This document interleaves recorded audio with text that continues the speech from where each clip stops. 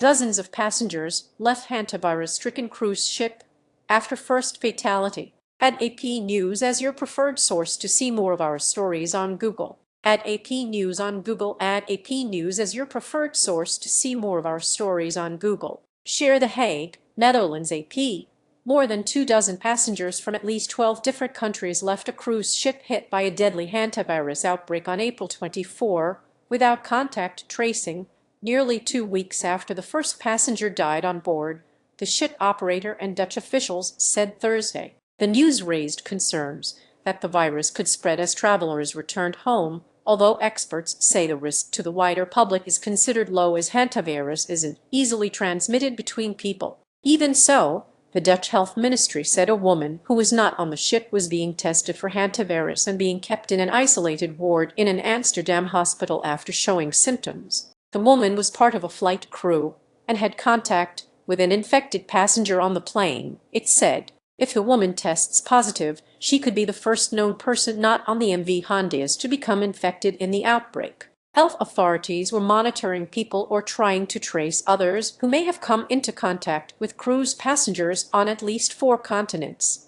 3 cruise ship passengers have died in the outbreak, and several others are sick. First hantavirus case on board was confirmed May 2. 3 people, including the ship's doctor, were evacuated Wednesday while the ship was near the West African island country of Cape Verde and taken to specialized hospitals in Europe for treatment. The Netherlands-based cruise ship company had previously said the body of the Dutch man who was the first to die on board, on April 11, was taken off the ship on the remote South Atlantic island of St. Helena on April 24, when his wife also disembarked. She then flew to South Africa a day later and died there. Read more. The company said Thursday 29 passengers left the vessel at St. Helena, while the Dutch Foreign Ministry put the number at about 40. The company had not previously acknowledged that dozens more people left the ship at that time. The first confirmed case of hantavirus in a passenger on the ship was only on May 2,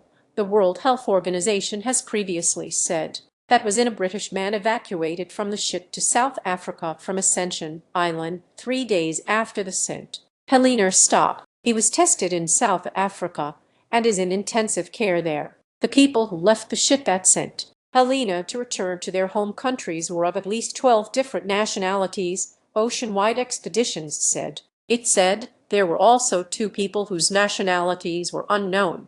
Hantavirus usually spreads by the inhalation of contaminated rodent droppings and in rare cases can be transmitted from person to person, according to the World Health Organization, whose top epidemic expert said the risk to the public is low. Symptoms usually show between 1 and 8 weeks after exposure. It emerged Wednesday that a man tested positive for hantavirus in Switzerland after he also disembarked at St. Helena and flew home, though his precise movements aren't clear. On Thursday, Singaporean health authorities said they were monitoring 2 men who got off the ship at St. Helena and flew to South Africa and then home. The 2 elderly men, who arrived in Singapore at different times, were being tested for hantavirus and were isolated at the country's National Center for Infectious Diseases, officials said. One had a runny nose and the other had no symptoms, Singapore's Communicable Diseases Agency said.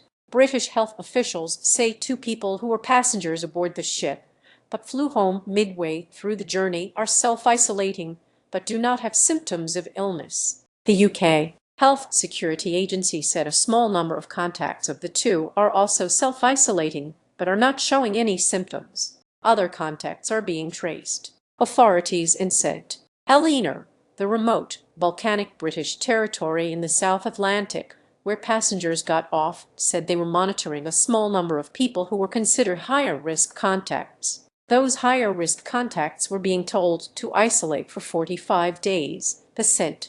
Helena government said. South Africa is tracing contacts from an April 25 flight. Meanwhile, the vessel is now sailing to Spain's Canary Islands, a voyage that is expected to take 3 or 4 days, with more than 140 passengers and crew members still on board. The body of the 3rd fatality, a German woman, is also still on board the ship after she died on May 2.